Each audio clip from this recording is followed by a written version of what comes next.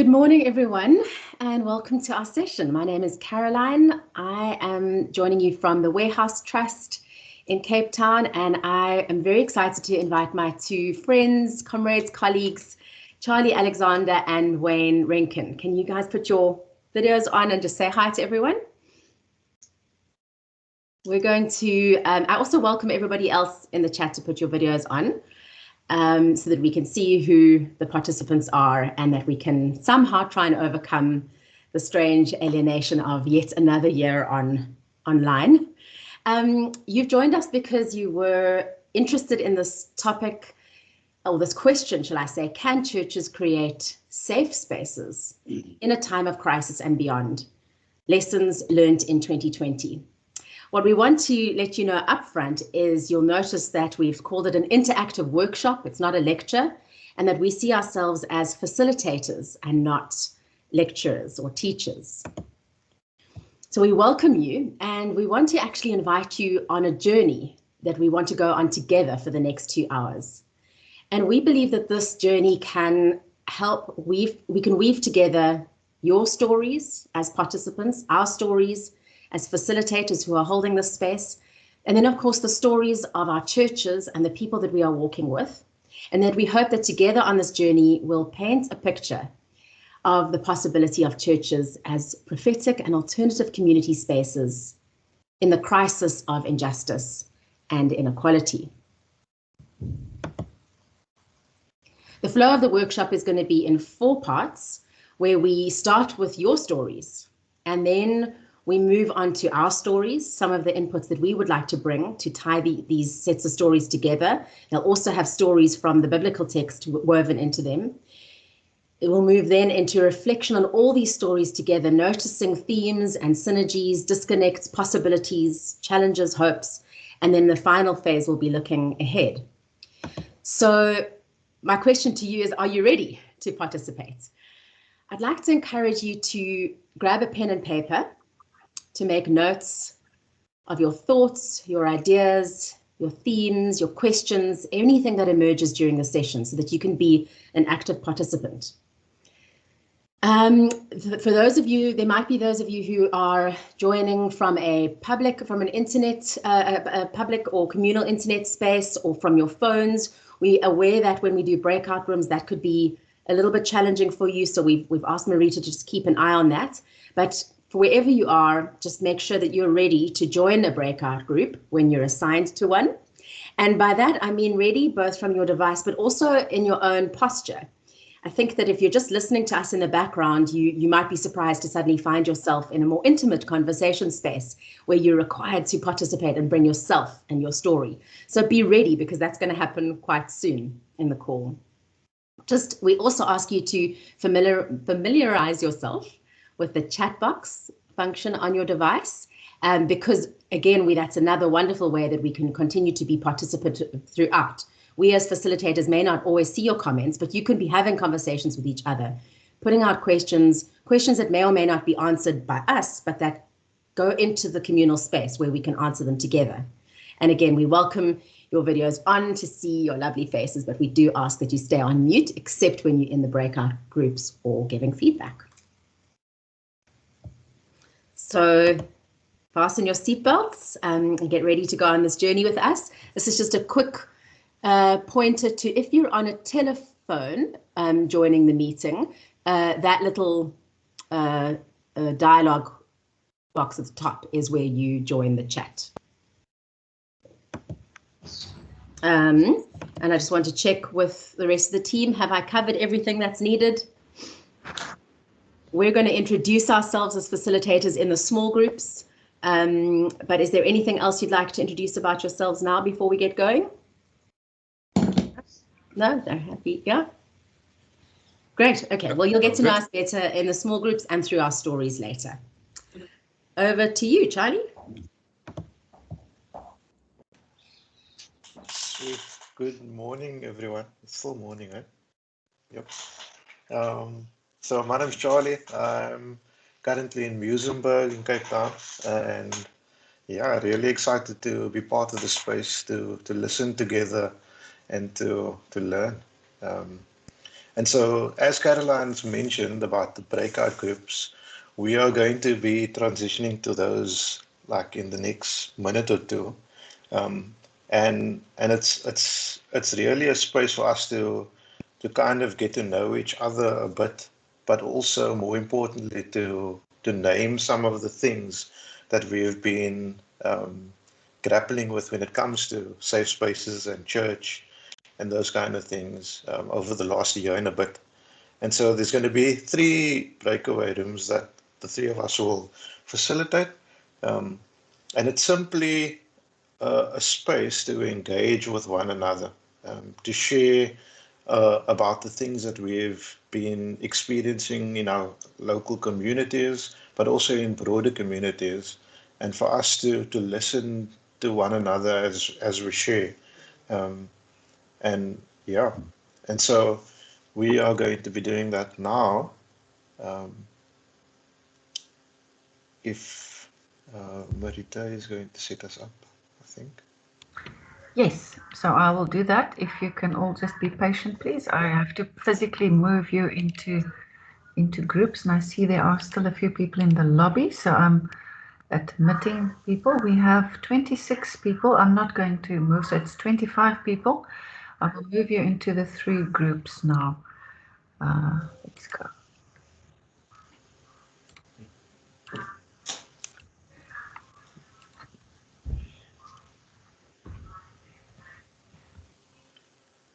Wayne, do you just want to say hi to everyone while we're getting moved into our groups? Yes, I can do that. Good morning, everyone. I'm Wayne Renken. I am very happy to be with you all and excited to be co-facilitating this session with Caroline and Charlie. So I'm Wayne Renken. I'm in Pretoria. I'm at the University of Pretoria in the School of Medicine. But I'm a theologian that has changed a bit of faculties.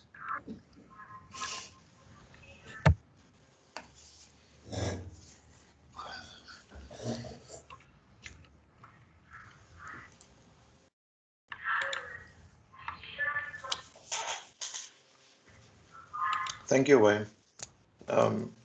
As we get placed into groups, maybe just an invitation for you to already be thinking about the last, what's it been, 15, 16 months of this journey that we've been through with the pandemic, and we're still going through. And to maybe think of some of the things that you've been doing and being part of in your local community, like I said earlier. And also to maybe think about the spaces that you've been navigating through, and that others have needed to navigate through. And so us as facilitators, we have a few questions that we'll ask in the smaller groups just to guide the conversation, but it's mainly about hearing some of the responses and really the stories that we've journeyed through over the last year and a bit. I've now renamed the rooms with your names, and I have moved people, so people are supposed to be moving now. Yes.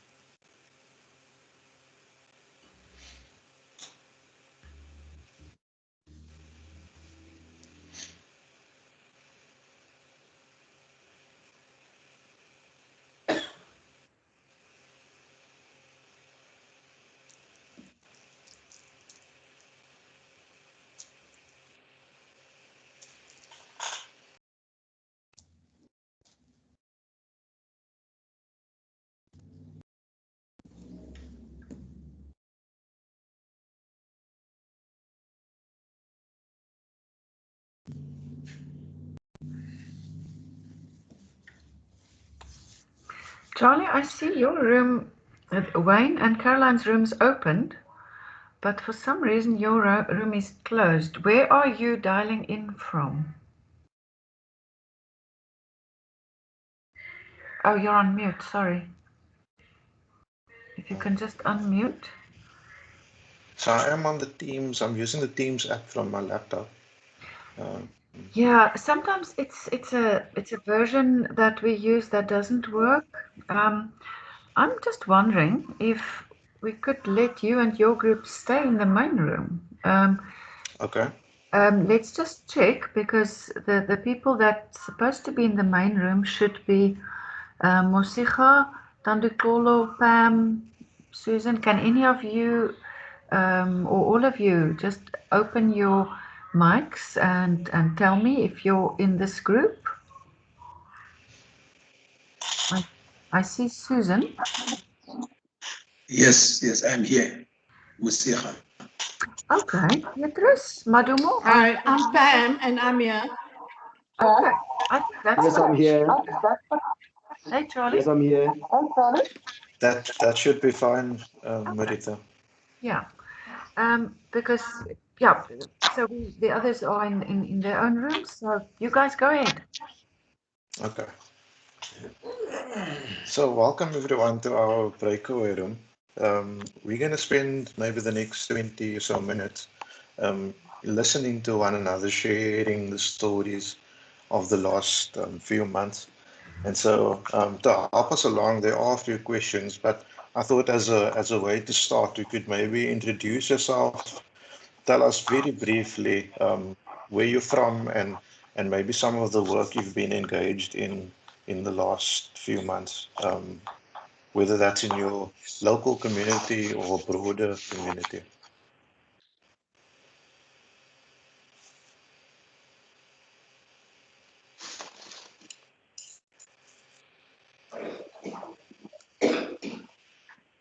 Hi, may I speak? Go for it. Yeah, I'm Ursula, and am I in the right group? The church as a safe space. That's correct. Okay, no, that's all I wanted to know. Okay, thank you. Okay. Have you just joined us right now, Ursula? No, I have been in the first session already, and then there was a Okay. break, so I struggled to get in. Okay, I see. So do you have an idea of what we're doing right now? I'm sure that we are now in our different groups, and that you're going to lead this group, and we're going to discuss the church as a safe space. Okay, so yes, we actually Am I are part of a correct? bigger group, one of 3 smaller groups. And so what we've done is we're going to use the next, we're now on like 20 minutes, to share some of the stories that or our stories that we've been journeying through this pandemic, and particularly the church as a space, and what that's been like over the last few months. And so it's basically open for all of us to share. And so I'm inviting us to each share. I'm so sorry, my sound quality is very poor. Okay.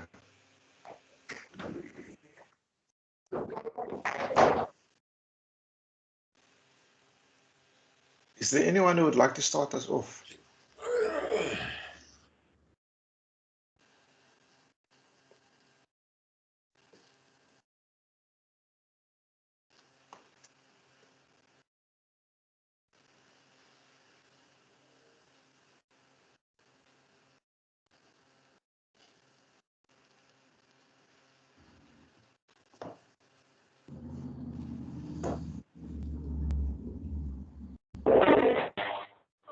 I'm right now in a class and our learners are busy writing. When you post the opening statement, I didn't get what you were saying because your voice keeps on going away.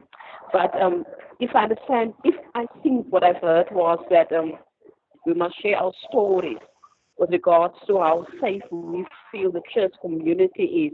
I'm not sure if that is what you asked back at the beginning because, like I said, your voice disappeared.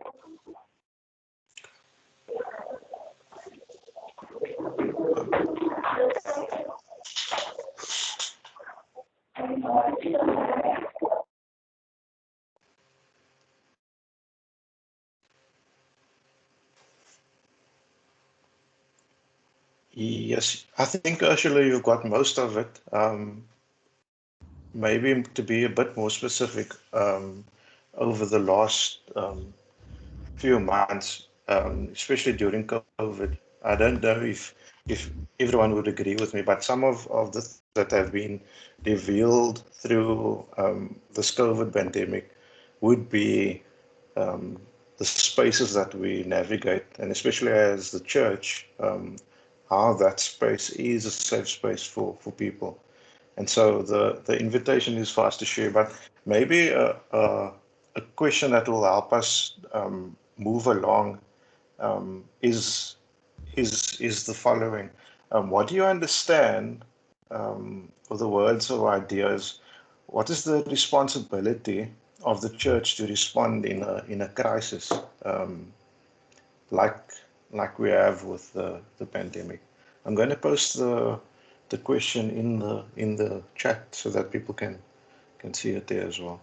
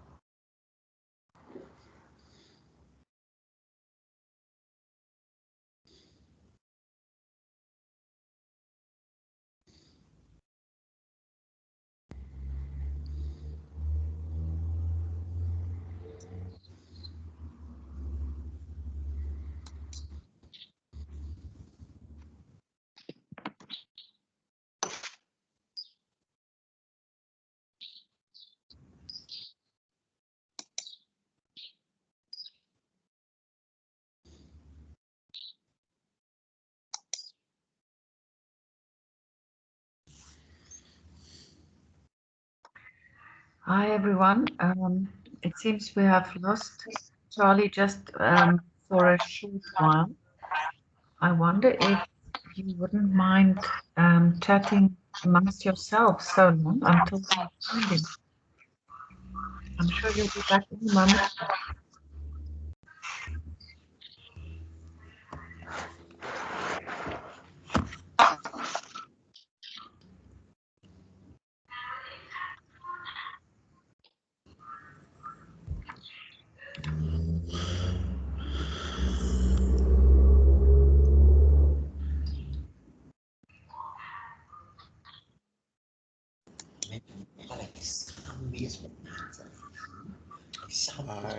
I'm so sorry. I got Hello, kicked out of you're back. Teams, and so just managed to get back.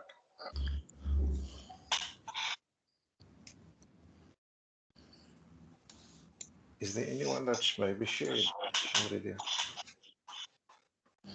or would like to share? Good morning. My name is Monsieur Hasiekwi. I am a Methodist minister in Polokwane.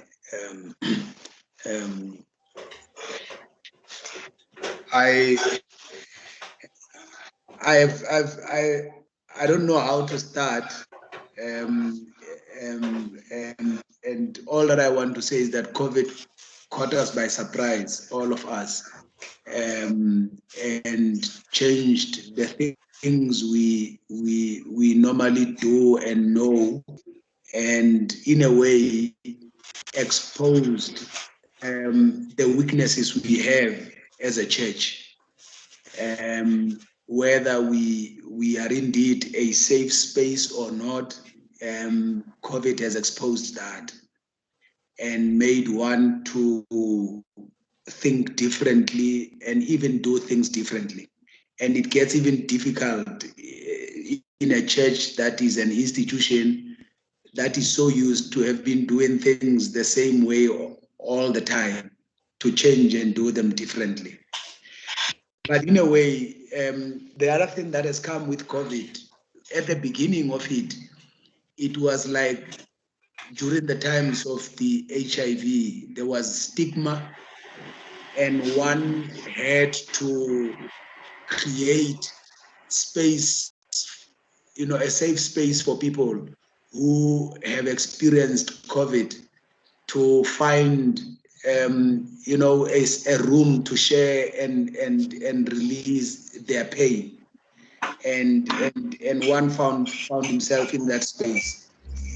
But I think coming to the point of people dying in numbers, especially during the second wave, one was burying people like almost every day, kind of. Every second day, one would go to a funeral, and that's when the reality came. And that's when other people, even myself, felt tired, but at the same time continued to be a church that is not gathering, but a church that is scattered, going and comforting people. And in that way, one goes and you become careful of what you say and how you say it, so that you don't hurt people further, whilst they are struggling with their pain. The other thing is that of the ministry of presence. The church disappeared, and in the midst of crisis, the church I take it that is needed. You need the church to be there for people, and the ministry of presence is very important in creating the safe space for people during this time of crisis. And when churches were closed, the physical gatherings, people lost hope, because in other quarters you will see that the church is not there. And that was the moment where the church had to be seen, to be available, to be listening, to be journeying, to be an accompaniment of people in their pain and the time of struggle. We have seen people losing their jobs, and the church had to become a safe space for them to come and cry. And then in a way, we created relief for those that we can, in terms of what we can give to the people for their immediate needs, whilst we are all looking forward for a longer and sustainable help that might come. So for me, that's what I can say has happened in the few months during this time. One was overstretched. We still are, but we managed to maneuver through that. Let me stop there for now. Thank you, Mosiga.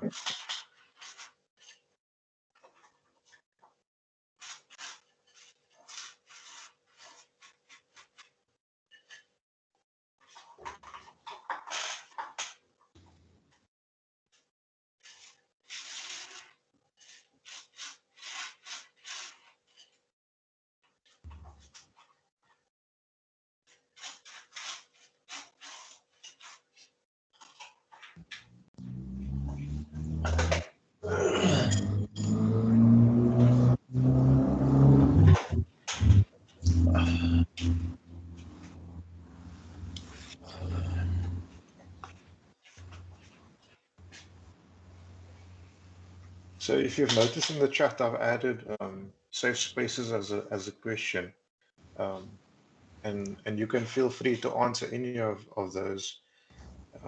The first one would be, what do I understand by the responsibility of the church to respond in crisis? But then also, what do I understand for the church to be a safe space? I'll add another two, but feel free to share, just as Mosiga has shared.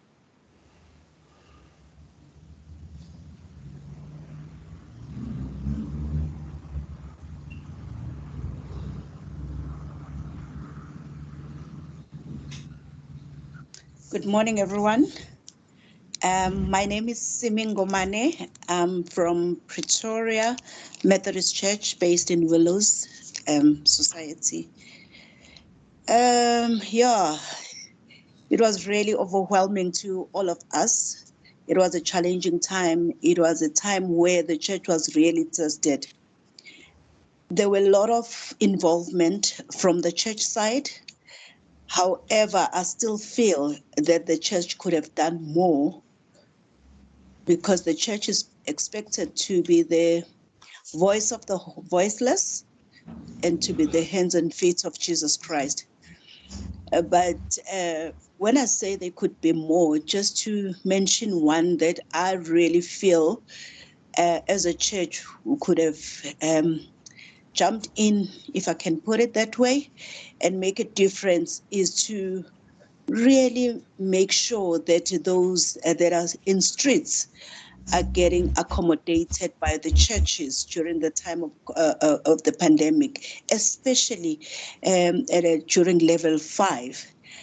But I don't recall many churches, or I can count maybe up to 4 churches that were able to be a safe space of those that needed the church the most, those who didn't have shelter, those who didn't have a place to hide away from being exposed to this pandemic. So I would say the church, when you look at that part, really failed its mandate of being the safe space.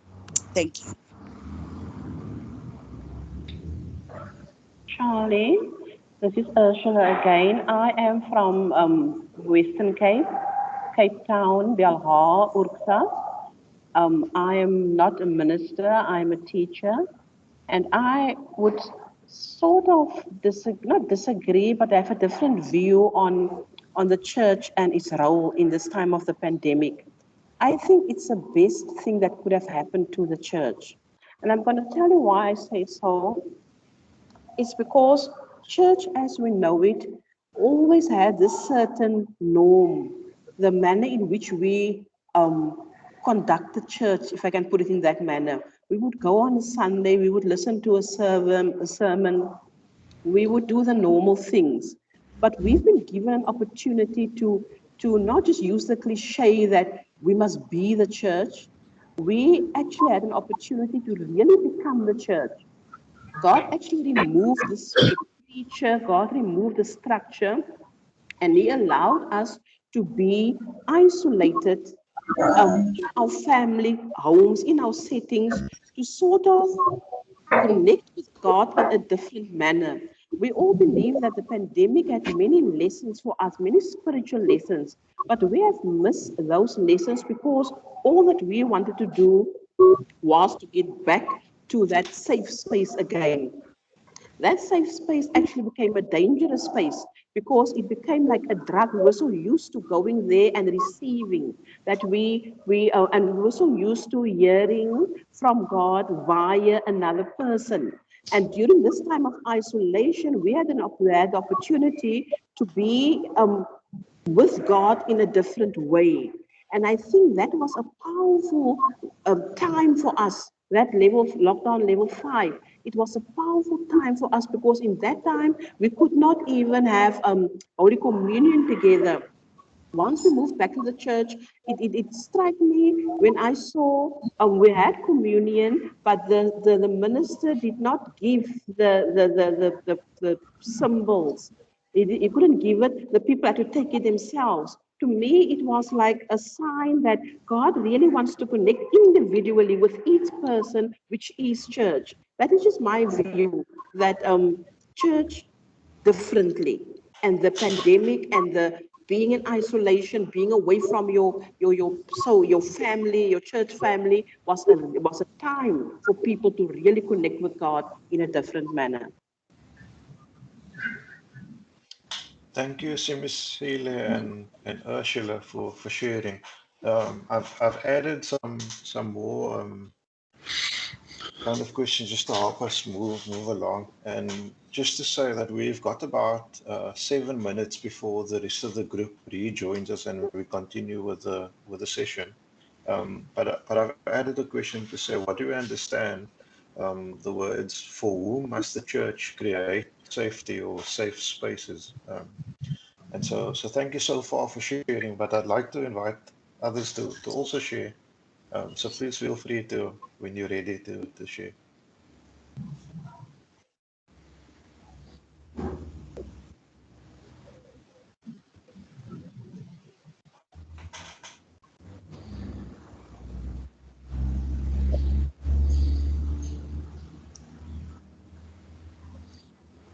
Good morning, everybody. My name is Warren Farmer. I joined a bit late. I think who the church need to create safe spaces for the elderly. I'm not sure whether the ground has been covered already, but I would like to add that if it's been covered, then yes, then I would just want to add my perspective. I think the church should create a safe space for elderly people who are during lockdown also feeling very lonely, and because family and friends are not visiting all the time, and also they're used to going to church and want to be in church because that's how they grew up, and that's how they live their lives. They've got very set ways of doing it. So the elderly, they really need a safe space also, where they can be just living out their faith. That is, I think it's very important that we take note of that, because they are feeling lonely. And a safe space for me would look like that at least some members of the congregation, younger folk who can do that, the following: perhaps go and just visit the older, the seniors, by just even standing by the gate. Just show their faces at the gate, if it's 1 or 2 people, not going in by the people's houses, the seniors' houses, creating that safe space so that they still belong, because it's a matter for them of belonging, and they need to know that they still belong. They're not forgotten.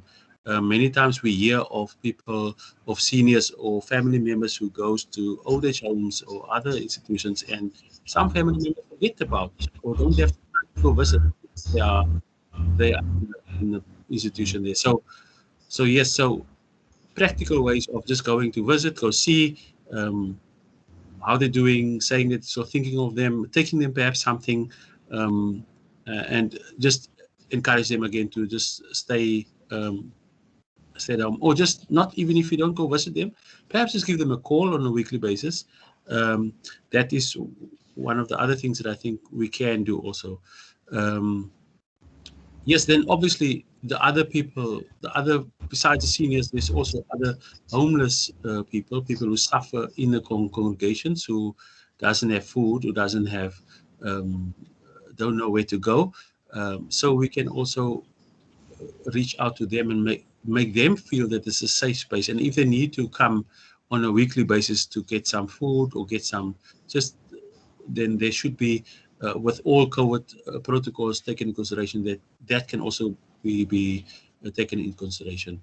That we need to make sure that they also feel that there's a safe place where I can go to. I can go there if I need to have food, if I want to speak to the pastor or relevant people about safety around the house, in my street, or even if I can just go there and sit in the church, just to be with other people. And the doors of the church should be open on a regular basis, so people feel they can come to church.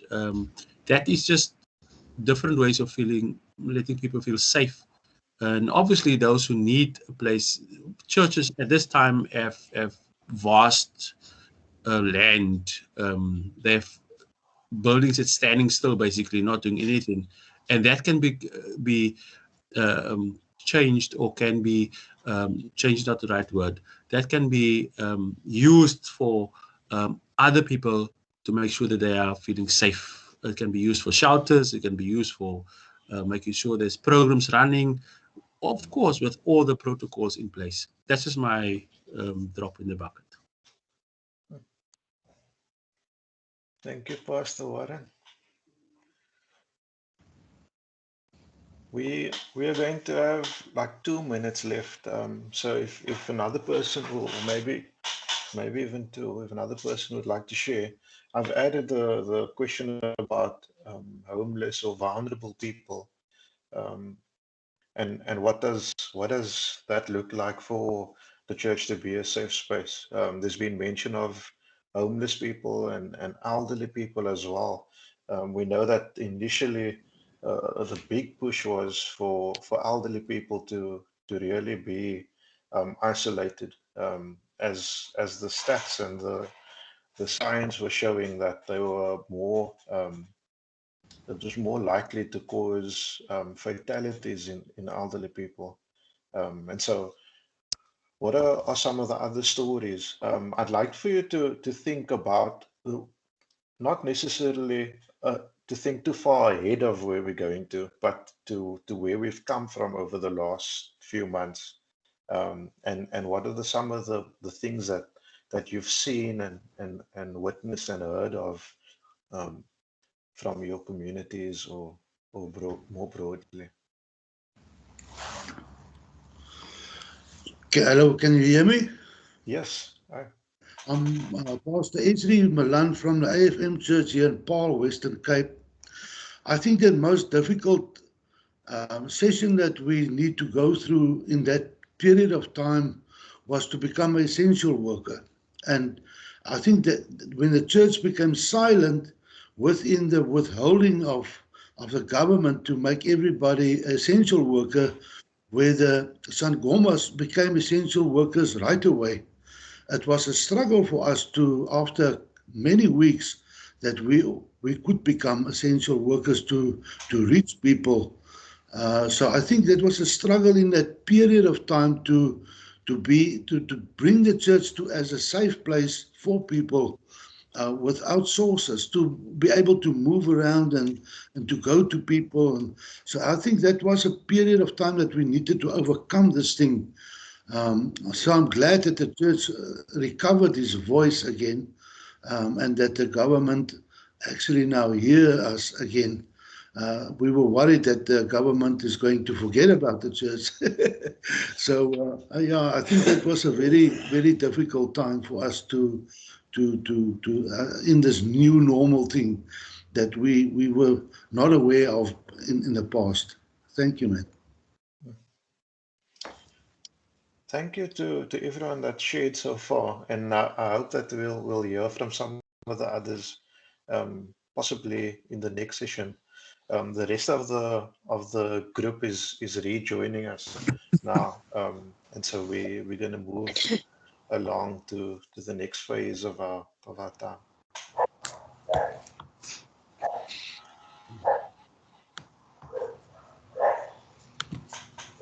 Our group is back.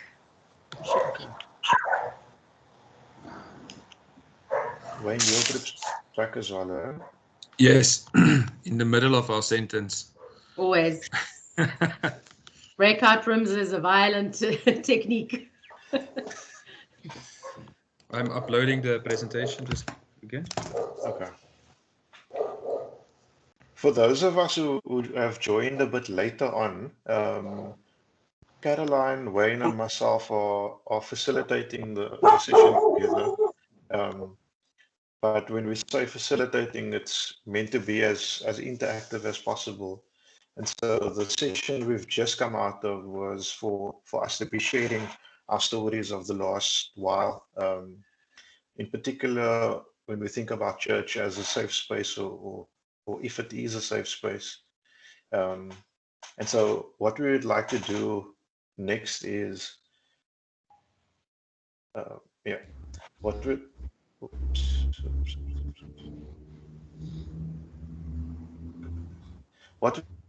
we'd like to do next is to allow some time for some feedback. And when we say feedback, I'd like to ask you to think of the things that you have heard other people sharing and particularly some of the highlights of the time. I also want to invite you not to share of your own story, but to allow someone who has heard something specific to share that with the bigger group. I've also, or the last thing I'd like to request is for you to make sure that we give enough time for quite a few of us to share. So do not share for too long. And so if we're good to go, then we could do that now.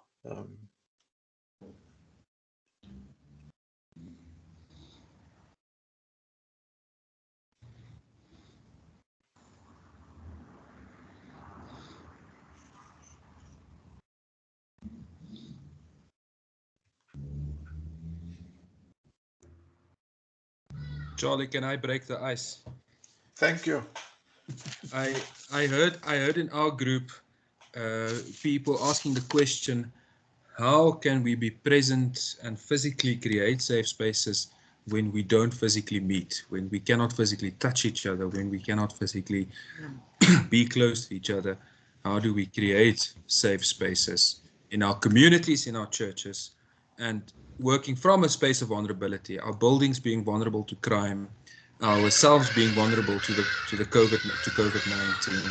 So, and us being working in these spaces with these various challenging things of food insecurity, of health, etc., etc.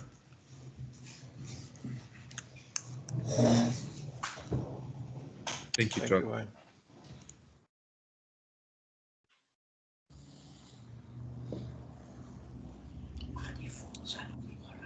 Thank you. In our group, there were several thoughts that I've heard, and I will try to sum it up in 1 or 2 minutes. So it's going to be very fast. I've heard listening to the traumatized and reaching out to the needy and assisting the community. I've also heard the church became very silent and waited on government and the scientists to act before we acted. I've heard the exhaustion and of priests, 3 funerals a day, and coping with cultural practices, and sort of having a remote control ministry and those who are left behind. I've heard fear versus safety. I've also heard the church ought to be the touchstone of the church and the ministry of touch during coronavirus. Inadequate, the church leaders being inadequate with the theological tools in a time of crisis, and the most vulnerable, the elderly and the children, those.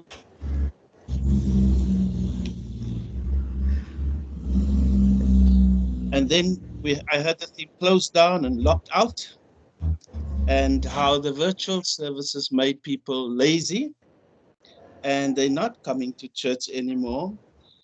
And I've heard the abnormality of fear and the dilemma of the homeless and those who are attending the soup kitchens, meaning the community outside your church space. Somebody said your neighbor and the community became the new church that you you identified with during COVID.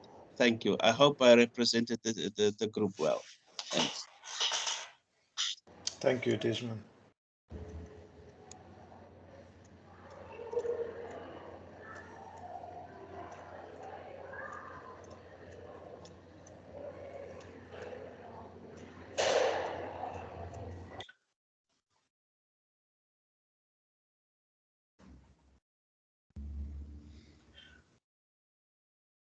What are some of the other things that we've heard from participants during the breakaway rooms?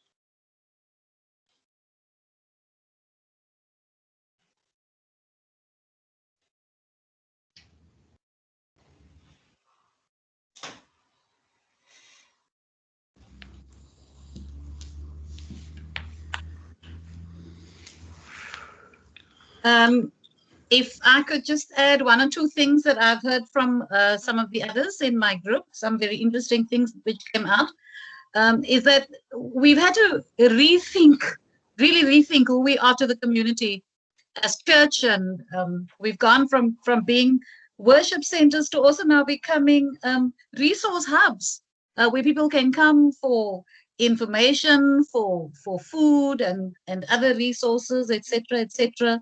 We've also had to rethink how we can participate in crime prevention in our communities. We've also had to relook at ways of partnering with others and establishing networks. You know, there's better strength and benefit in numbers. And then also something that came out from our group was being able to provide care and support for our ministers, who are really also frontline workers in this pandemic. So those are just a few things that came out of our group. Thank you, Domin.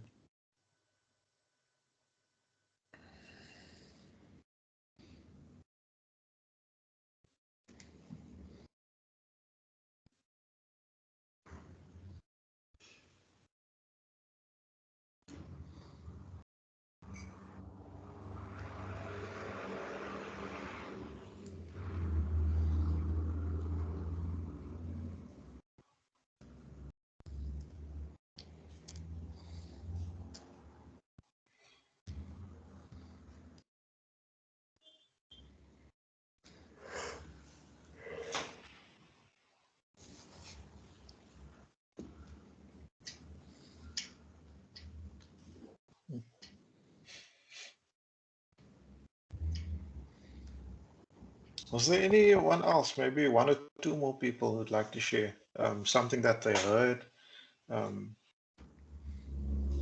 was very significant or maybe even new, that we weren't aware of that was happening or going on, or the way the space was even being used?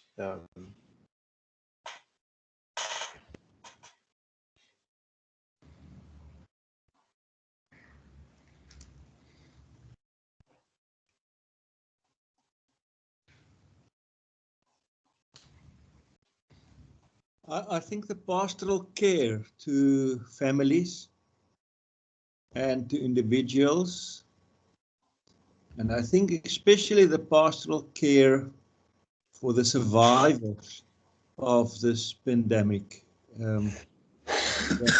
with some interesting physical stuff that they have to deal with on a long term. So it's the pastoral care, I think, to the families and to the patients, and to the survivors of COVID. Thank you. Thank you so much. We are going to move on to our next session, as the three facilitators are going to share some of what we've been involved in and been witnessing over the last period. And so I'm going to hand over to Caroline, who's going to kick us off with that.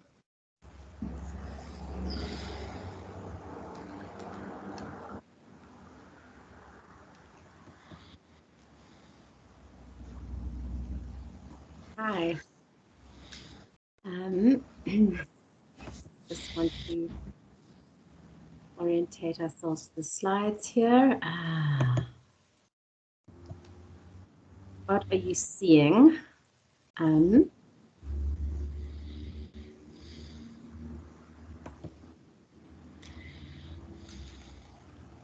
We're seeing our stories, 2020 okay. churches. Great. Okay, cool. There we go. And then are you on the next one? Churches as safe spaces. That's right, yes. Okay. Hi there, everyone. As I said earlier on, I'm Caroline. I have worked at the Warehouse Trust for the last 15 or so years, and that has seen me have the immense privilege of walking with hundreds of churches in Cape Town and in other parts of South Africa. as churches themselves seek to work out and walk out what we call the peace and justice of God in the world around them. And so we act as an organization, as consultants who walk with churches, encouraging church leaders and leaders in churches and networks that influence churches. And we help, you find your way in the world in the context of how to live out the calling of the church in the world. And so I want to invite you into a story that obviously started many, many years before 2020. But let's start at March 2020. I myself was 1 year into a practical theology research project that focused on suburban churches in Cape Town and their relationship to land and spatial injustice or spatial justice in our city. A city that, as we know, was established and developed by colonial and apartheid spatial planners. For my research, I had run focus groups and I'd interviewed 20 ministers from across the southern suburbs in Cape Town. And I had started to identify factors that I thought could promote the pursuit of spatial and land justice by churches, as well as factors that I thought maybe hindered it, or even sometimes could cause spatial injustice to be perpetuated by churches. In my listening, in my interviewing, I had heard the reflections of ministers who noted that they longed to see more of a connection between the activities of their church and even the use of their church space and the message of justice, mercy, and love that they often preached on a Sunday. And I had listened attentively to their theological reflections of the ministers about a more just city and a more just church.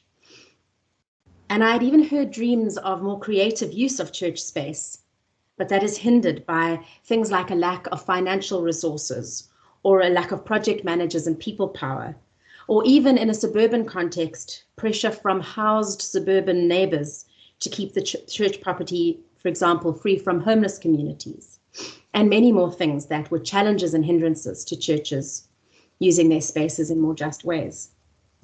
And I had started to dream with many others about the many ways that we could keep assisting churches to overcome these barriers and to find a way to contribute towards a more just and inclusive city and neighborhoods. And then COVID arrived in our lives, ushering in a time where the fractures in our society, caused by a centuries-old crisis of inequality and injustice, were exposed like never before. When our president ordered us to stay at home, homeless persons and thousands of people living in precarious housing in South Africa asked, where? I remember a conversation I had on the eve of the lockdown with one of my colleagues where we allowed ourselves to dream and imagine a little bit. And we said this, we said, just imagine if every church in Cape Town offered a safe space, maybe for even 5 or maybe 10 homeless persons during the lockdown. And then after we'd settled into a couple of days into lockdown, we started a deliberate attempt to journey with any church in the city who would be open to using their otherwise locked down spaces as safe sanctuary for those most vulnerable during the lockdowns.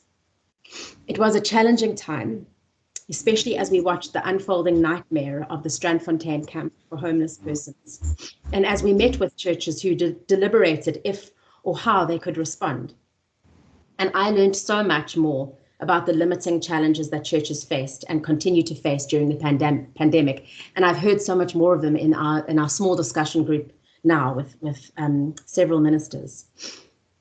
Many churchgoers and leaders, though, asked what would it take for the church to have a just imagination. And the stories that follow touch on a few church spaces in Cape Town that just imagined and acted with a prophetic imagination. But before I visit their stories, I invite us to reflect briefly on what kind of theological thinking, what kind of theological imagination, what depth of connection with biblical texts might foster a just imagination. Can you see the slide with the Bibles, with the biblical texts? Yes. I have chosen just 3 scriptures here to briefly reflect on. The first being Micah 4 verse 4. I'm sorry, my slides are not showing the presenter view, so I'm struggling to read it. But this idea of every person sitting under their own fig tree and their own vine and not being afraid. I reflected on Isaiah 65 that paints a big picture of a new heaven and a new earth where people will build houses and live in them, where they will work the land and eat from the land instead of building other people's houses and then living homeless or in precarious accommodation. And then this picture that is painted by the early Jesus community of no one being in need because people used the land and spatial resources that they had to care for one another. These touch on the long arc of the story in our sacred text that address land to live on, home and homelessness, and the early Jesus movement's response to vulnerability and injustice. And so I ask you to have these pictures and obviously dozens more scriptures and stories across this long arc of these themes from scripture will come to mind as you engage with me in the next few stories of churches. Yeah, I'm going to have to do something here in terms of my slides. I wonder if Wayne can help me. There you go. There's something. So just tell me next, and I'll move it on. I'll tell you next slide. Okay.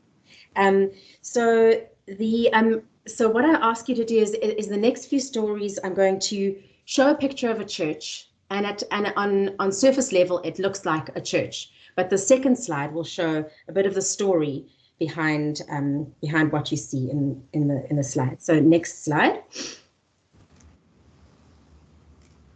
What do you see here?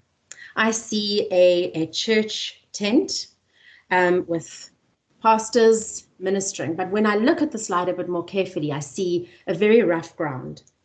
And so where is this church? What is happening here? Can we move on to the next slide? And so this is the background story to this particular church space. This is a church in Etimbini, but it's a church that is literally 1 day old. Many of you will remember the story of evictions and demolition of shacks in the Etimbini, Khayelitsha area in the middle of the hard lockdown, in the middle of one of the worst storms in winter. And when the people of Etimbini called out for help, as social justice movements called on the churches, and churches arrived with a few of their own tents. One of the pictures you can see here is a tent from Gift of the Givers, but the picture of the ministers in the church are actually Khayelitsha ministers who picked up the tents that they normally worship in, packed it up, carried it to the area where people where their homes were demolished, and provided a safe space, a home for people to live in, to shelter from the storm. And of course, they also provided more than just this physical space. They were there to worship together, to minister in this time of great crisis. So next slide. So what do you see here? I see a beautiful church building in a beautiful area. I got a call from the minister of this church who said they have a midweek lunchtime service where they minister to some of their unhoused neighbors, the homeless people who live around them. And when the lockdown happened, he said he could not live with a theological disconnect of half his congregation living outside where everybody else was locked indoors. And so he asked for help from us to just grapple with and manage some of the relationships in his area and some of the ratepayers associations. And eventually, next slide, he was able to open up the space in collaboration with an NGO and many overwhelming offers of donations of support. They opened up a safe space for sort of the second half of the lockdown and through the winter months. And they have continued to do that through this winter. Next slide. This is the picture of a church, and it's a church that hasn't been finished being built. It's been in process for many, many years. This is an AFM church in Mfoleni, and a colleague of mine walks closely with this church, and because they were unable to finish the building of their church, especially during lockdown and the loss of funds. And they were worried about that, and they realized they wanted to use their space more. And in this case, they were introduced to a group of activists. The next slide shows that. A group of activists and artists who who were looking for a place to, they no longer had a place to work because of lockdown. They were looking for a home to work out their activism and their art. And there was this beautiful creative collaboration between this church that needed some more building work done, and these artists who had these incredible skills. And this church as well just has started to explore what using this large space for would look like for urban gardening. They're starting food gardens in their space now. And yeah, there was just a lovely creative collaboration where life was brought back into the space during this time of crisis, especially at a time when people think maybe there isn't time for art and creativity and celebration of life in a pandemic, but there was. Next slide, what do you see here? This is my own home church just down the road from where I live. And I drove past there during lockdown, and this image struck me as a church, a neighborhood watch sign outside it. Many of you have spoken about safety and accessibility to churches, as well as the worry of crime. And then I also see a trolley of somebody's whole life possessions. And so when I look at this image, I think of a church, even though I know the church very well, I do think of a church that has somebody on the outside of it looking in, unable to access it. But if you look at the next picture, it tells another story. This is actually a story of a building owned by that church.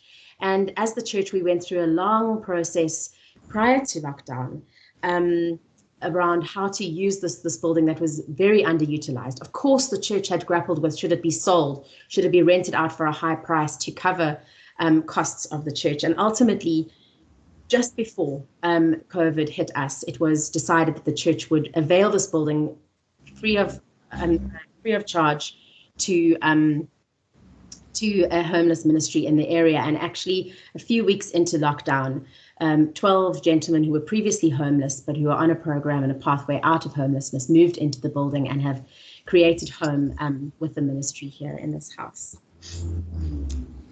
And so I just want to cast my eyes back very briefly then in closure to the fact that churches have been grappling with this idea of what a safe space is long before COVID hit. The crisis of inequality and of urban land justice has been on the thoughts and minds of people in our city for for decades and centuries. And so the final two photographs just speak to some action that was taken before lockdown. And so the next slide is just a picture of a normal church, people coming out of the building. But then the next slide shows that this church is one that is in deep solidarity with an urban lands rights movement called Reclaim the City. I actually attended this public service back in 2017 as this land rights movement was fighting for the rights of well-located land for affordable housing in the city. And this church and several others support this movement in their quest for affordable housing, something that we have to keep on the agenda of the city that we live in. And the final set of photographs, again, here is a picture, the next one. It just looks like a normal, quiet Sunday morning service. But if you move on to the next picture, this is the context of the church. It's a church that existed before, during, and after the atrocity of the Group Areas Act and forced removals in its area. And on a cornerstone of their church, they speak this. They say, "To the glory of God, the Church of the Good Shepherd, established in 1834, in which the people of Protea Village worshipped until they were displaced by the Group Areas Act of 1950. I give you a new commandment, love one another as I have loved you." And so I want to draw this together as a theological reflection about what it means to love one another as God has loved us. That churches that have walked a long obedience in the same direction around the injustices in society are perhaps the ones who as crisis emerges, so we might start to know better and better what it is that we need to do to address crisis and injustice in our area. And so I just finished with one last slide. This is an example that I am from Pretoria. This is a congregational church in inner city Pretoria, that through a collaboration with a a Christian housing company called East City Housing converted its hall into affordable housing. And I was actually just teaching a class in that hall last week. It's a church hall with many units of affordable housing for vulnerable women and families created above us. And the final slide is one of the slides that we actually showed at the church last week as we were reflecting on it, revisiting Isaiah 65, this question of a city where people build houses and live in them, where no one will be harmed or destroyed on God's holy mountain. And I just invite you into this question of just imagine what the churches in your spaces could be invited into, what life could come from such a just imagining. Thank you.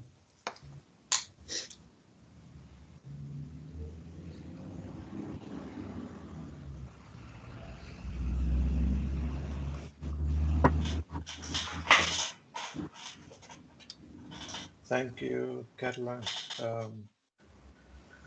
So for those who don't know, my name is Charlie. My full name is Charlton Alexander, but I prefer Charlie because it's just so much easier. I am a theology student and I do youth work and do work with worship leaders here in Cape Town.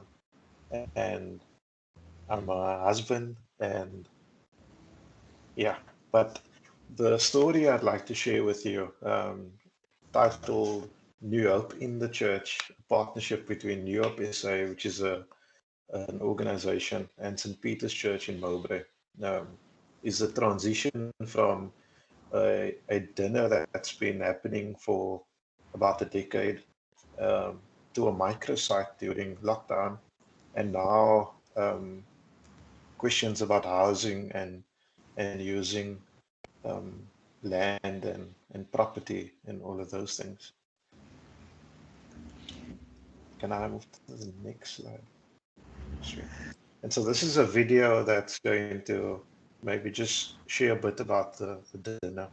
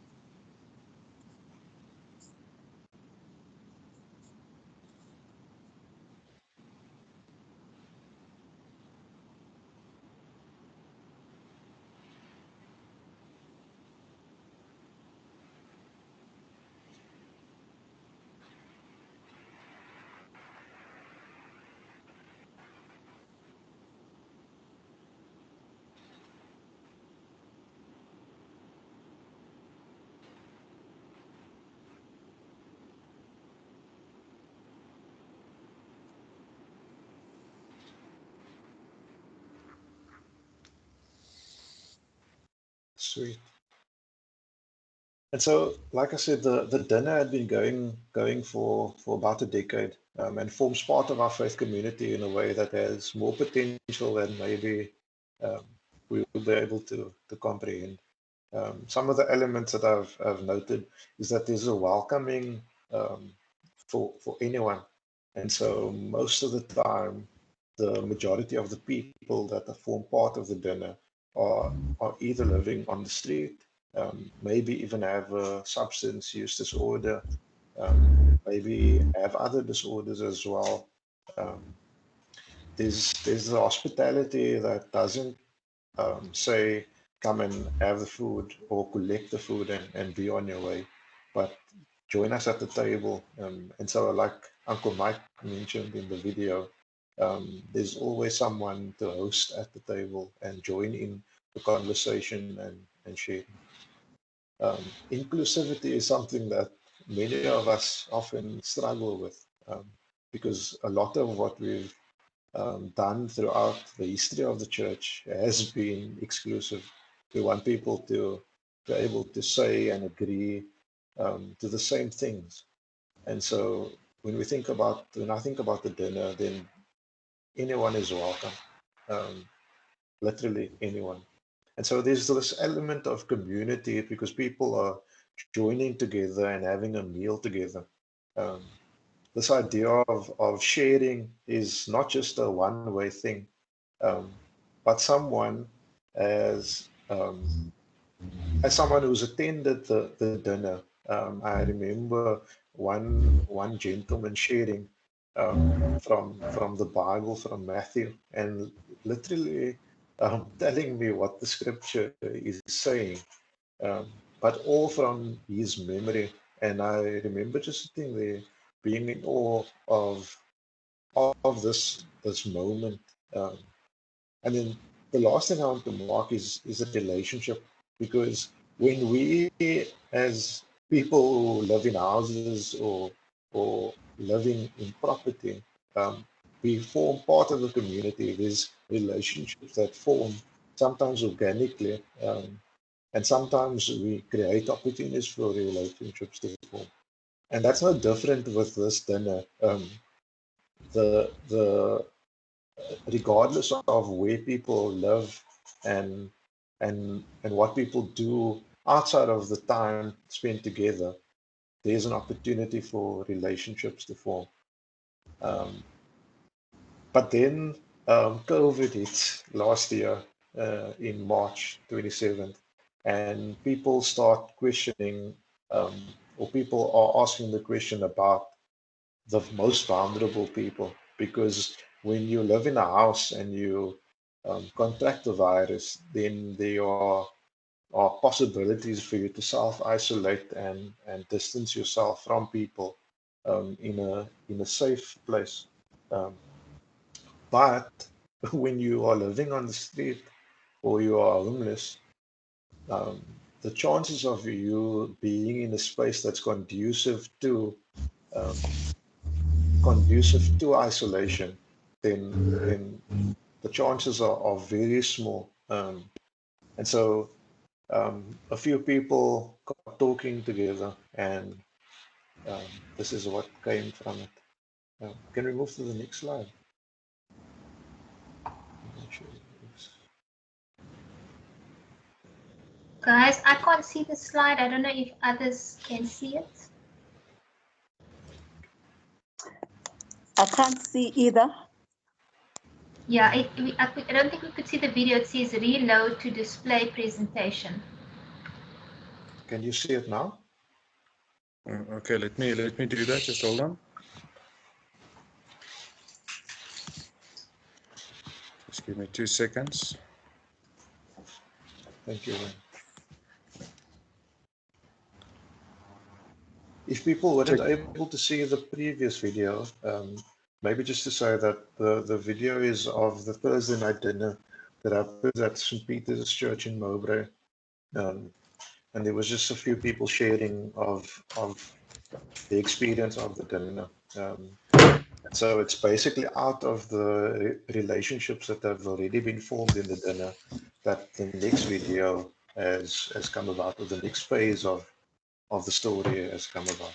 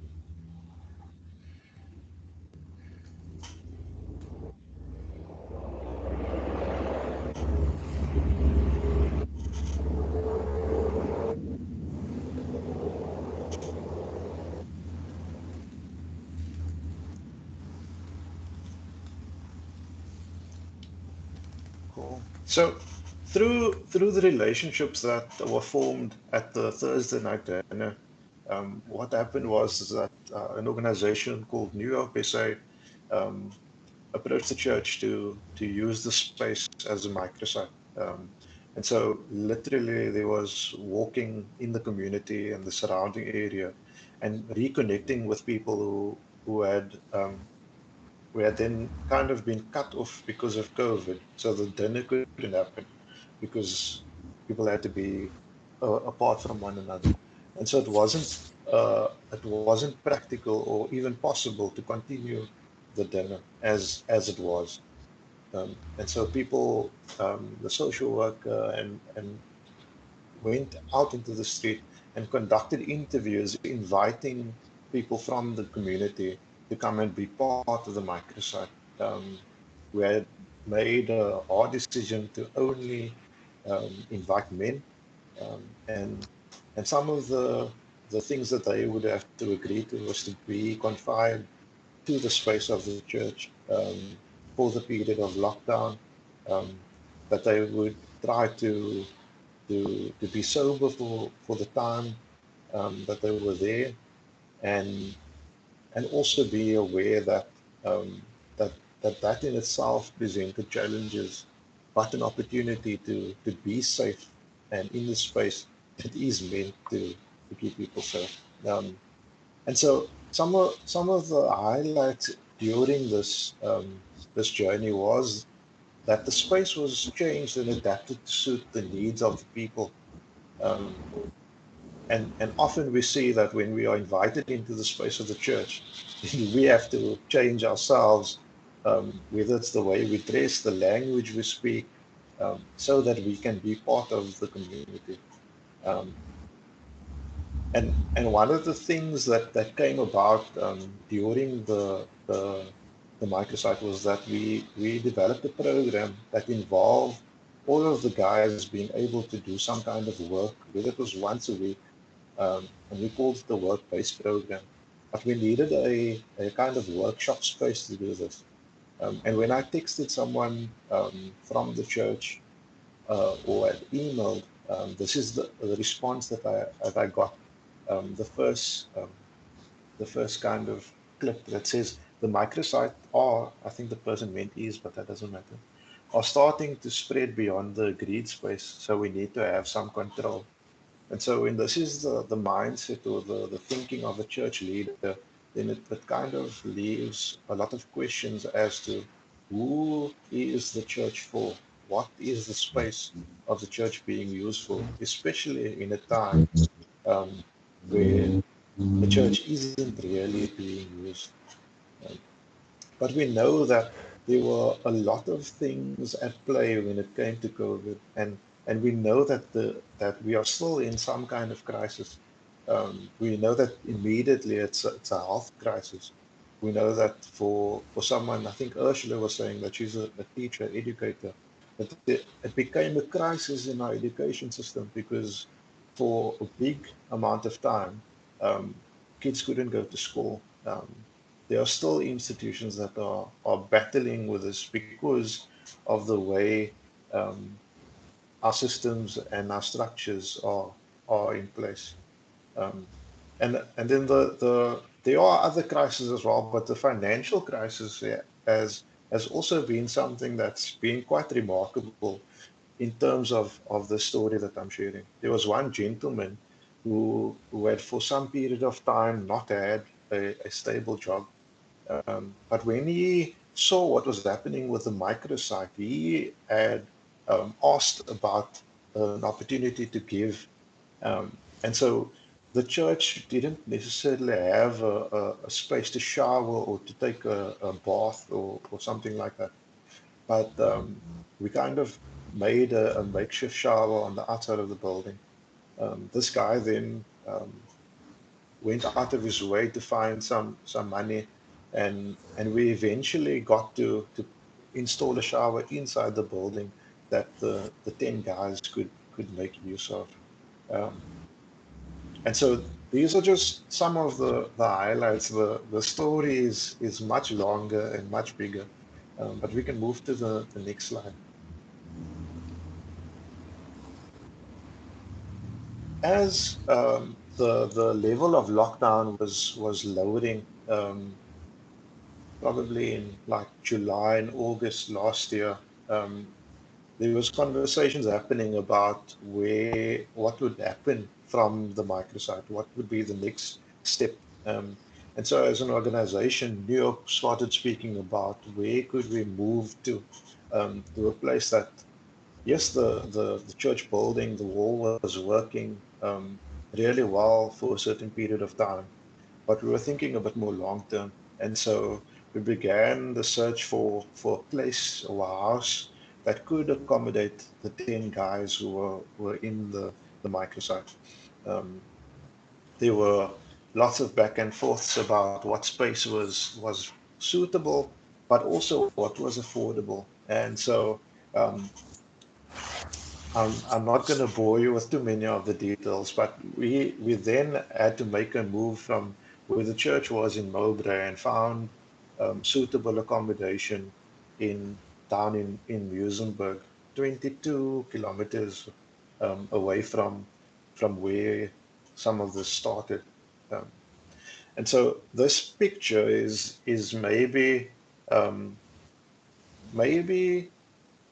in some ways significant when we think about the history of Cape Town and South Africa.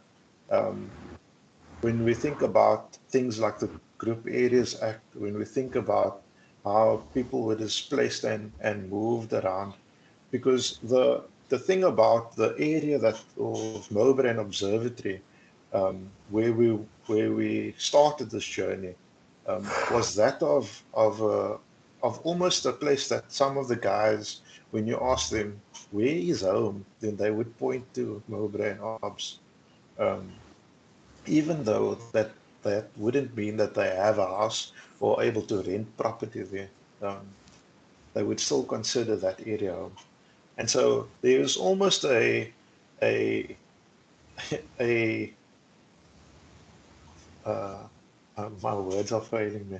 Almost in some ways a repeat of this displacement, this movement of people from one area to another, not necessarily on the basis of their race or ethnicity, but now on what was affordable, and something that we've been seeing over the last few years in the city.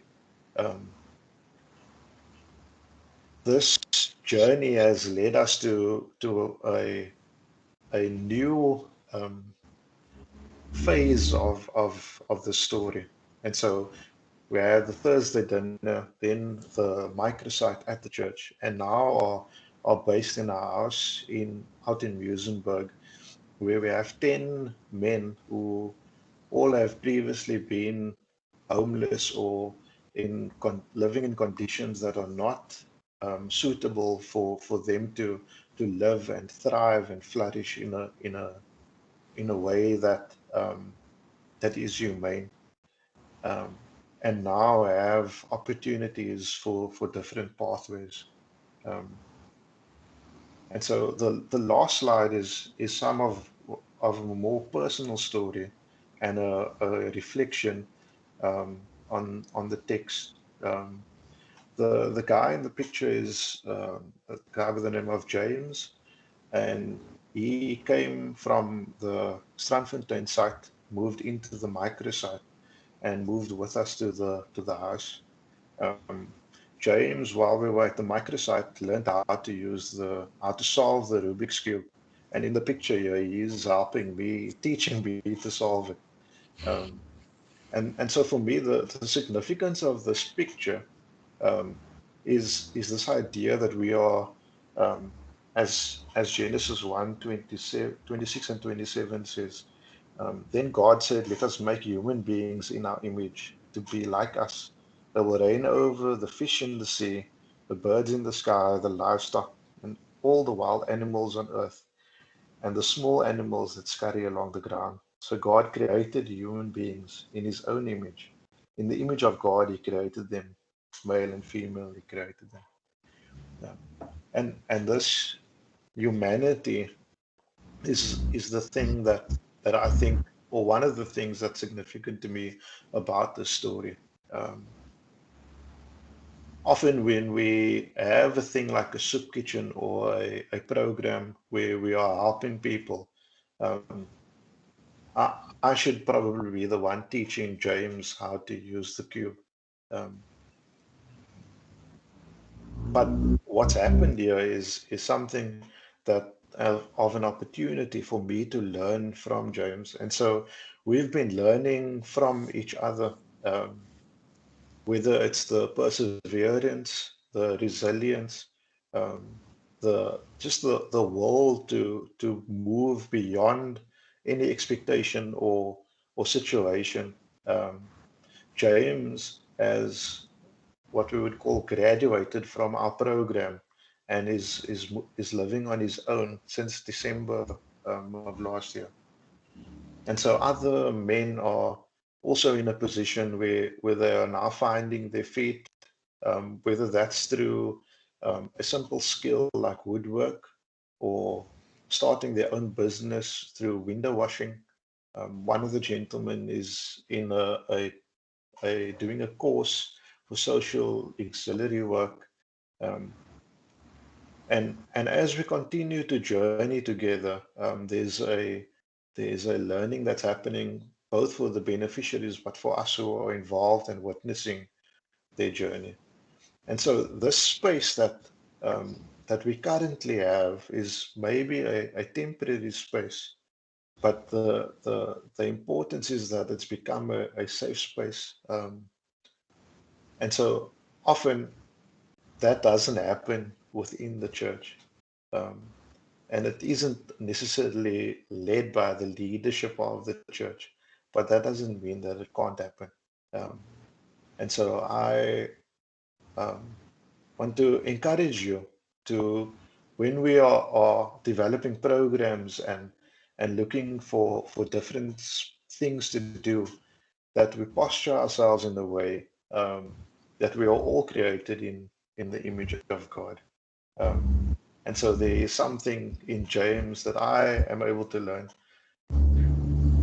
even more sometimes than what there is that James is able to learn from me. Thank you for that.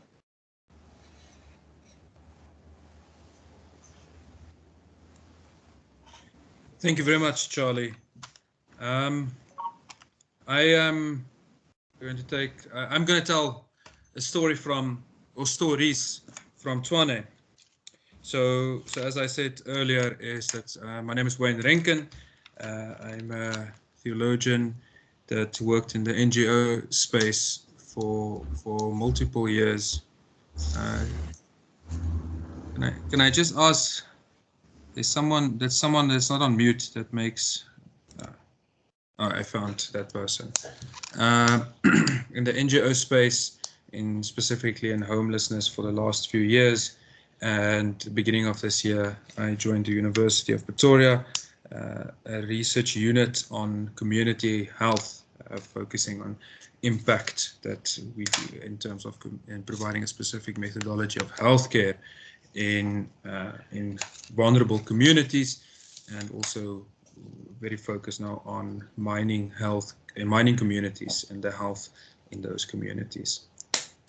But I want to start off by rereading of a text, and I assume in our group it was mostly pastors and theologians, academics that were part of it. So I assume all of us that are in this workshop is a pastor, theologian, or someone that knows at least some texts in the Bible.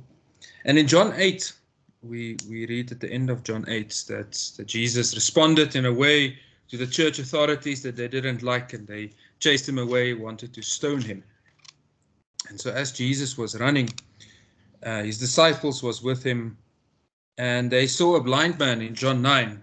They saw a blind man sitting at the gate. And the disciples said to Jesus, "Whose fault is it that this man is blind and outside?" And Jesus said, "Let's pray, send him thoughts and prayers, and let's move on." And and they pray and they sit together and they pray. So they said, Lord, thank you for everything we have. Send someone to help this person, to give them food and make us thankful for the privilege and everything we have. And so Jesus and his disciples said, Amen. And they moved on and they went to have dinner most probably. And the blind man was left. For us that know, maybe has read this text, know that maybe that might sound like an absurd reading of that text. But that's unfortunately many times how we respond. That we say it's not our responsibility to respond. Because what did Jesus do? Jesus stopped and he used it as a teachable moment to his disciples and said, no, it's no one's fault. It's no one's fault that this man is blind. And he goes to the man, he spits on the ground, rubs mud in his eyes, and he sends him back to the people that is excommunicated him because he's not a full human being, because he's not as pure as a full healthy bodied man. And he sends him back to the church authority. He says, go wash your eyes and go present yourself to the church leaders, to the priests. And when he does that, they say, who are you? How have you become? How did you get healed? And then the story follows. They question him. They bring in his parents. His parents says, this is our child, but no longer is it our child. We distance ourselves from this guy because we don't know how this happened. And then they question him further, and the young man that was blind and can see now says to the church authorities, do you want to believe in this Jesus and this person that has healed me? Yet why do you ask me all of these questions? And so they chase him out again. So not by fault of his own he was blind, not by the fault of his own he's healed, yet he's still not welcome. And then Jesus returns to him and he makes a new family. And you can go read the rest of the text in terms of how Jesus engages with it. And then Jesus says a very important thing. And he says it would have been better if you didn't see. It says to the rest that can see. Because the moment we see, we are responsible. I look at when COVID-19 hit and the pandemic started last year, many responses. The South African Council of Churches, the religious leaders in our country met with our president and they held press briefings. And we saw on the left, we saw play music but don't sing. We hear the president in his first state address in terms of the pandemic said spaces for homeless people will be created to keep them safe. And yet here's an article saying, and we see that they are gathered with guns. The coronavirus divides the rich and the poor. In the church, we were worried about how do we sing. If we cannot give the brotherly hug or the peace to each other, how do we live? Let's have online services. Let's not sing. Let's at least just listen to music. And so the government responded in Tshwane by taking, with an ill-conceived plan, suddenly within 3 days of the start of lockdown in March, over 2,000 homeless people were put together in a single stadium with little food to no food, 20 toilets for 2,000 people, no tents. And this is their response to homelessness during the first few days. And I say these things because I was there. I was part of the NGOs that engaged, that developed plans, and the government felt they knew better. We engaged churches, as Caroline spoke about, to open small sites. And we had different responses. We had one church, in a wealthy church that is in a secured complex, who phoned and said, we want to open up a shelter for older homeless men. And we said, great, I'm bringing 20 people tomorrow. Within 12 hours, that church organized from mattresses to clothes to food to anything you can think of. And they opened up a shelter in a secured complex for 20 homeless men.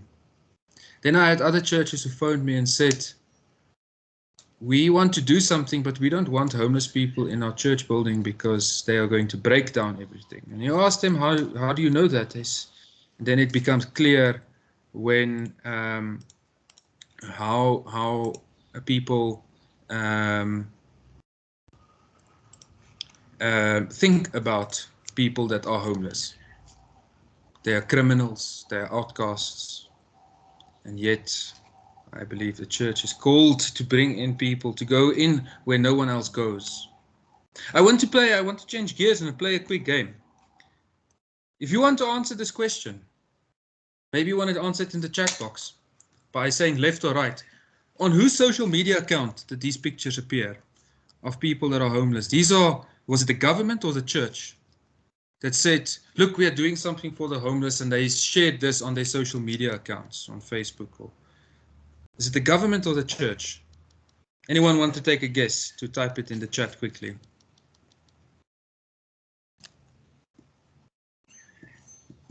Anyone want to be bold to say it was so let me ask, which one is the government, left or right? Then does anyone want to be bold and make such a statement? Or let's rather say which one is the church?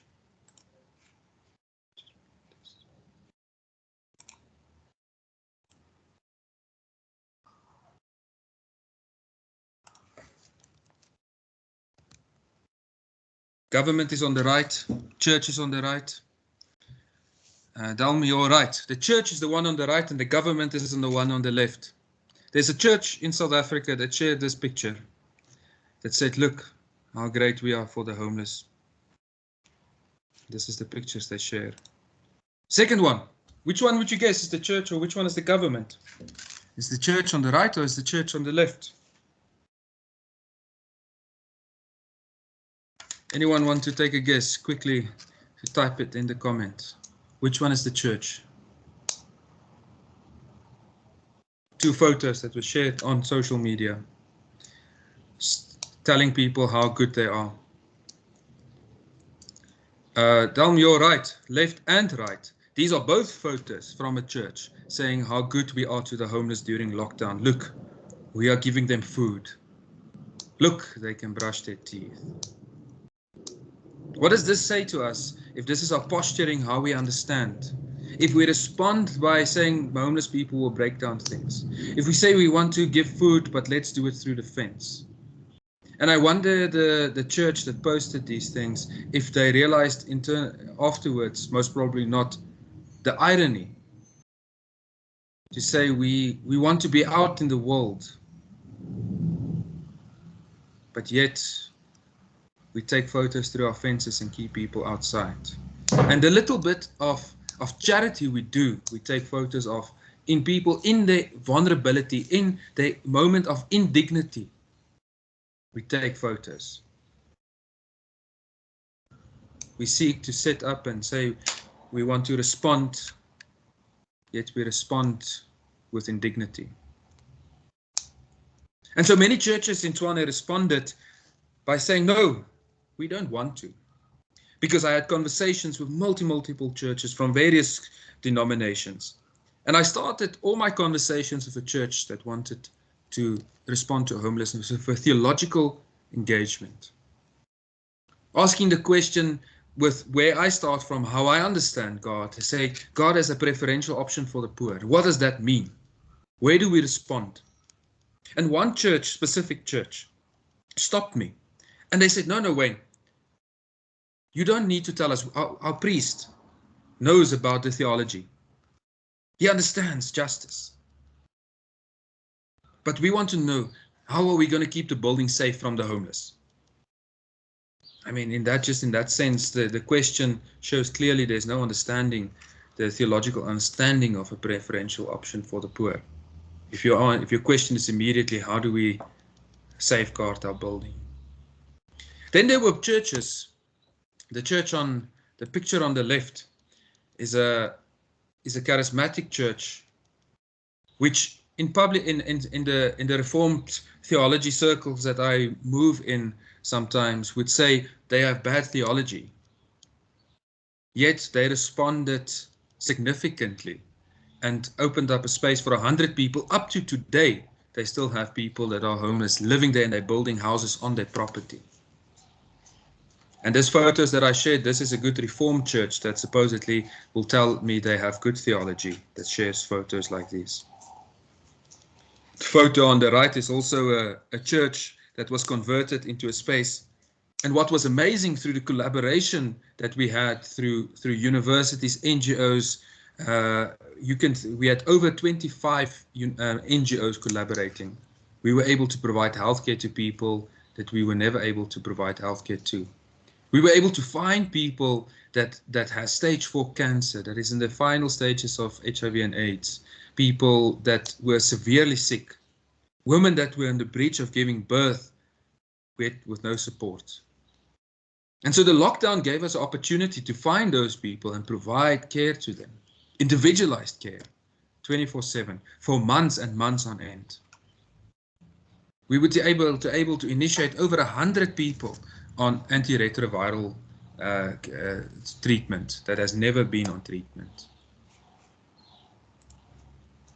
We had spaces like this, big churches, that I was the last one. I didn't think these churches will respond, yet they opened up spaces and they got beds and a bed, what do you call the thing next to your bed, whatever that is now.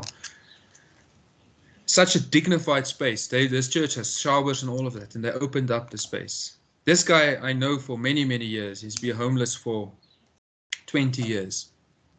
And yet he was able, that day, he asked me to take a picture because he said, Wayne, for the first time I have my own bed and I can sleep safe. He had more than one pair of shoes. This is possible. Caroline spoke about the imagination. What can it do? We had a church, and I can name them. This is the Dutch Reformed Church Oosterlig, who opened up their offices, changed the offices to new spaces for people to stay in. And up to date, they converted their catechism classes and built 8 rooms for long-term housing for people. This was their office space that turned into such a magnificent place where people were able to sit and watch Netflix, where people were able to reclaim their dignity, where the congregation was completely transformed. And they are in a secured village. I want to share the story of this man, Johnny. We found Johnny. He didn't speak. Johnny had no ID. No one knew who Johnny is, but on the street, everyone knows Johnny as Johnny. Johnny doesn't sit on a chair. He was one of the people at the Dutch Reformed Church Oosterlig site. The first night when we had dinner, Johnny refused to sit on a chair and he sat in a corner and ate his food. And that tells us about what he has faced from society. A few weeks later, the other residents in the church gave Johnny a shave, a shower. And again, this is not the people from the outside, these are the other residents. It took about 5-6 weeks for Johnny to sit on a chair, but he eventually sat on a chair. Lives can be transformed if we are bold enough to imagine it. If we are bold enough to see what the church can do. I want to finish off that reading and knowing throughout history, there has been a few times that there was a collective understanding, collective language used by all. And we all, if we say COVID-19, if we say pandemic, if we say lockdown, we all know what we're talking about. Some of us have seen global economic crisis and collapse. We have seen 1994, before that, after that, the moon landing. I mean, name it. But last year, the vulnerability of the most vulnerable in our society has been highlighted in various areas. We saw governments responding like Strandfontein, and it was there for all to see. Like Caledonian and Pretoria, and it was for all there to see. I realized last year, we were standing in a specific moment. As a young theologian, I look back in history at the giants that responded to injustice, that gave their lives, their limbs, everything for justice. I think of people that I know, people like Father Michael Lapsley. I think of people like Oscar Romero, Nodia Gutierrez, Vianney Willem, Maki Masangu, Paulo Freire, Ruben Phillips. I mean, you can name them. Dietrich Bonhoeffer. And I wonder many times, if I wasn't there where they were, if I was there during that time, how would I have responded to injustice? Would I have been able to respond like Ruben Phillips to respond, as Gutierrez responded, as Beyers responded? Would I have participated in the fight of liberation? But last year I realized there was a moment, this is a moment that I am standing in now, that this is a Kairos moment. This is a moment that I need to choose how I respond. I as a theologian, I as a person of faith, I as part of the church. Because history will judge us. It's where we stood. Did I stand where God called me to stand? Did I challenge my church to stand where God called me to stand? Or did I, as someone said earlier, waited for government to tell us how to respond?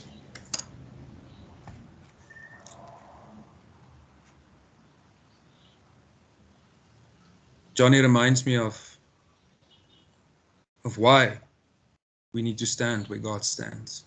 This is where God calls us to stand. To be physically present. To be there. To be in the places where no one dares to go.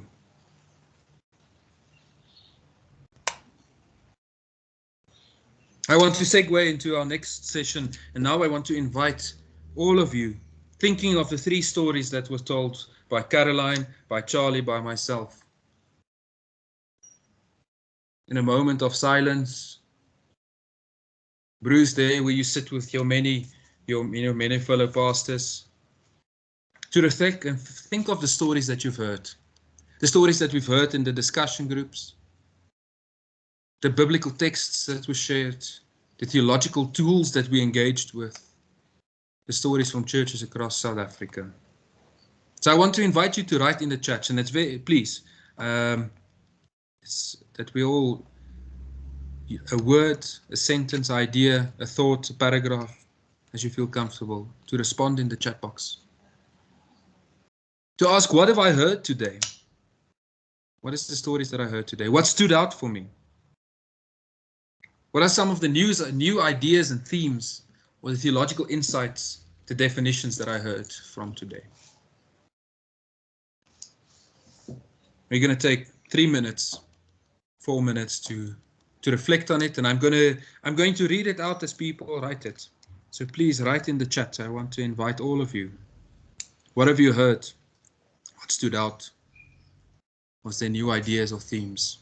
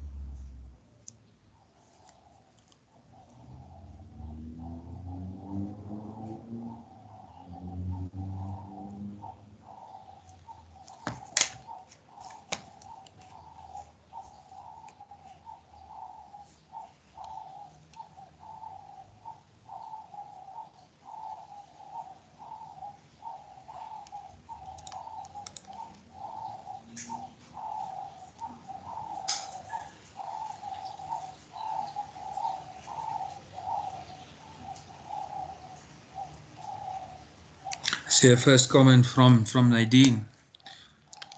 We must be church with and for community. We need a different ecclesiology or an understanding of church. Thank you, Nadine.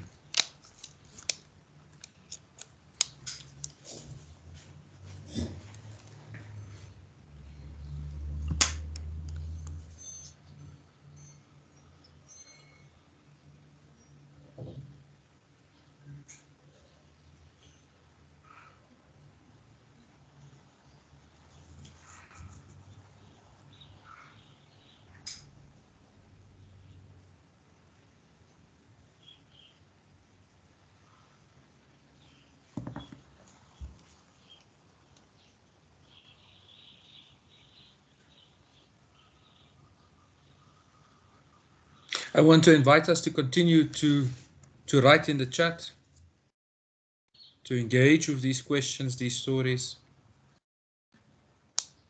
And there's a moment that we now ask, but what now?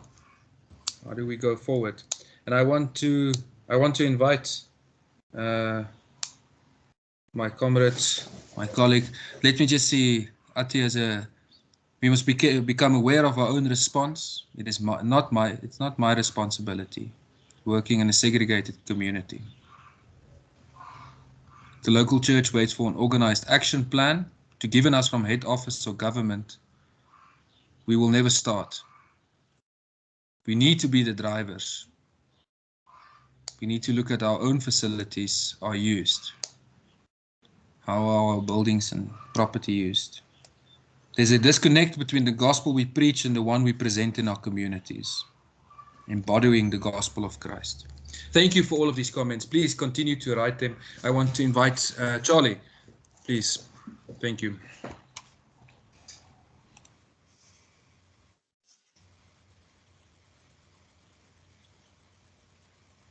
Thank you, Wayne.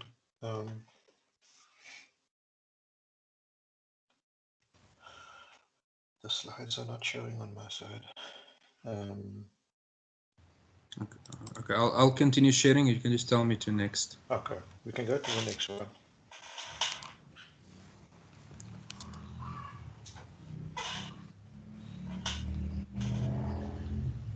Oh, sorry, Caroline, it's you. Sorry, is it not? Yeah. I'll just do a short reflection before we hand over to Charlie to send us out. For those of you who have had theological training, you might have recognized a technique that we've been using. Some call it See, Judge, Act. Others call it the Praxis Cycle. But it's a movement. It's a journey to go on. It's not a set destination. What we do is we dig into our own context. We root ourselves in the story of where we are in the world and where we are in the church. And then we give each other tools to analyze that. And so you might have recognized in our stories and in your own stories, we've been applying analytical tools, and we've been naming where there's life, and we've been naming where death has been dealt in our societies and in our churches. And we've also reflected theologically, and our theological reflection hasn't just been at a surface level. It's invited us into a prophetic tradition, a prophetic consciousness across the whole arc of Scripture that has drawn us into an imagination. And so the final stage of this is where we are now, and it says, between that which we have analyzed and named as life or death, and that which we imagine about a future that God imagines, what are the steps that we take to move from those named spaces of death to these named spaces of life in Scripture, and that the Holy Spirit inspires us to? And so we want to leave you in the last 3 minutes just with a set of questions. Anybody who's attended this workshop is welcome to get these slides, and so we can arrange to send those to you so that you can work with these questions. But what is the future for the church in the neighborhood? Is there a future? What are the various futures that could come from these spaces of life and death, and from these prophetic imaginations? Are there disconnections from what you have heard and where we are now? When another major crisis happens again, not if, but when, what are the steps that churches can be taking to prepare for such another big crisis, acknowledging that we live in the ongoing crisis of inequality and injustice? So in this time in between, where we don't know what the future holds, what do we need to change today for these new hopeful futures to be realized tomorrow?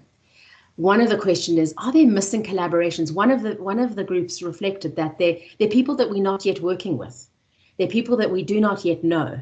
COVID definitely put us into relationship with others we hadn't before. Can we build on that?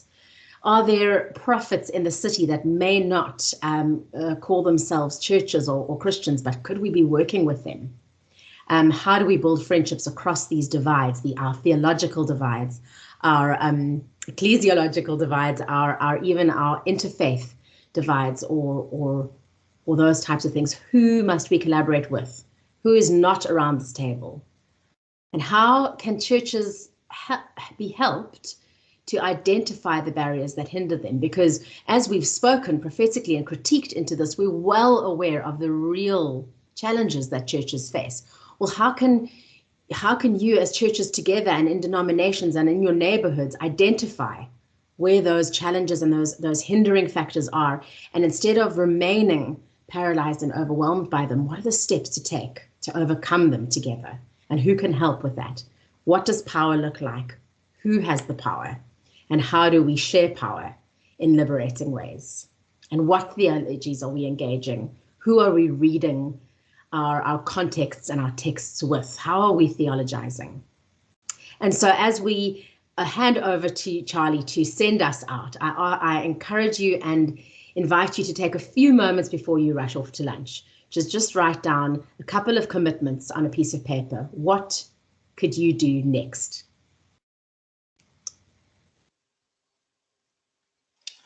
Thank you, Caroline and Wayne, and thank you everyone else for participating and being involved in this. I hope that you leave from this feeling energized.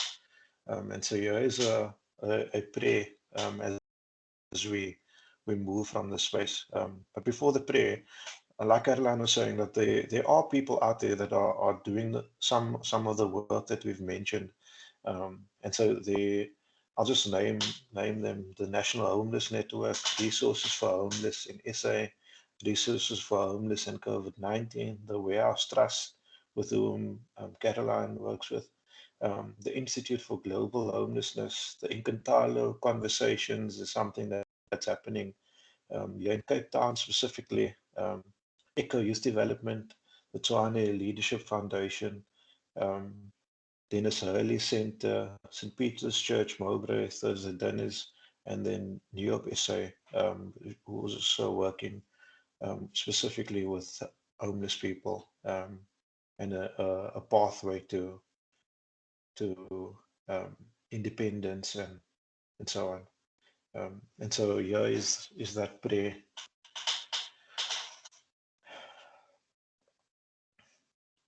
May God bless you with a restless discomfort about easy answers, half-truths, and superficial relationships, so that you may seek truth boldly and love deep within your heart. Can go to the next one. May God bless you with holy anger at injustice, oppression, and exploitation of people, so that you may tirelessly work for justice, freedom, and peace among all people. May God bless you with the gift of tears to shed for those who suffer from pain, rejection, starvation, or the loss of all that they cherish, so that you may reach out your hand to comfort them and transform their pain into joy. May God bless you with enough foolishness to believe that you really can make a difference in this world, so that you are able, with God's grace, to do what others claim cannot be done. Amen. Amen.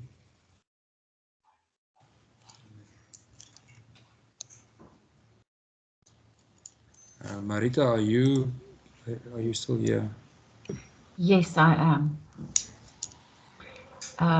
We can now end the session. I just want to thank you. It was really very good. And I don't know about the others. We can also give time for the participants to express their appreciation. But what I want to say is we have recorded this and we will put it on YouTube and send the link to everyone. So that will be available by next week sometime. I shall send the link to everyone. Thank you. Thank you so much for having us. See you tomorrow. Okay. Okay, I hope you can join us tomorrow again. Yes. Bye, everyone. Thank you, everyone.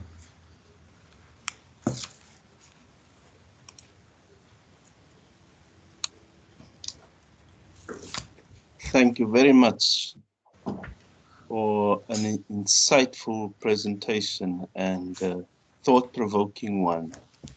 And may God continue to bless you in your ministries. And somewhere along the line, our paths will cross. Thank you. God bless. God willing. Thank you. And to you.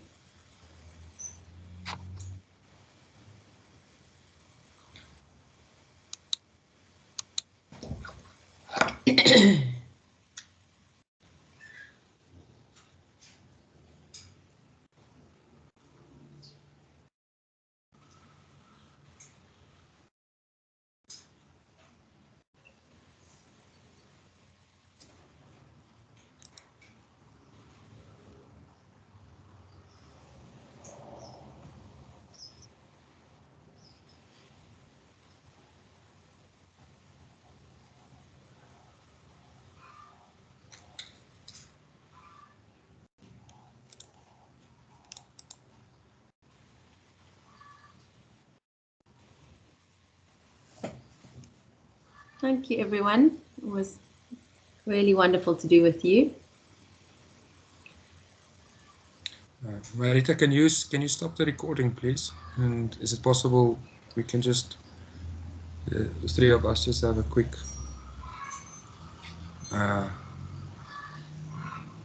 talk?